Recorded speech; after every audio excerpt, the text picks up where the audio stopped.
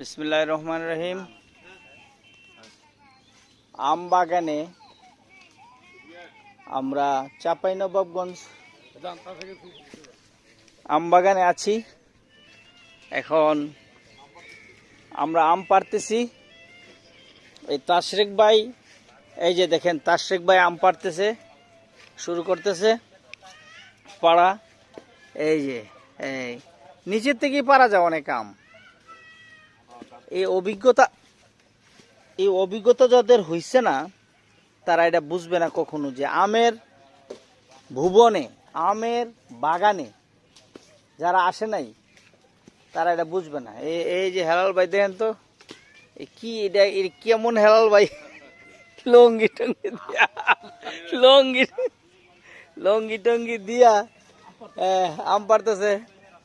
এরপরে তাশরিক বাইরে চিনা যায়, এই যে হিরু পারছেন, এখন কি হয়েছে, জিরো হয়ে গেছে, আম পারতেছে, আম পারতেছে। এই যে সুন্দর বাস কাঁচা আম, আবার কষ দেখেন, কষ নিপর কষ, কিন্তু আমের কষ কিন্তু সাংঘাতিক। আপনি কিন্তু আমার বড় লিছেন না, পড়ছে না, এই যে পড়ছে, এই যে আমের, শুনেন আমের কষ কিন্তু ইয়া হয় না, এটা দাগ হয়ে যাবো। এই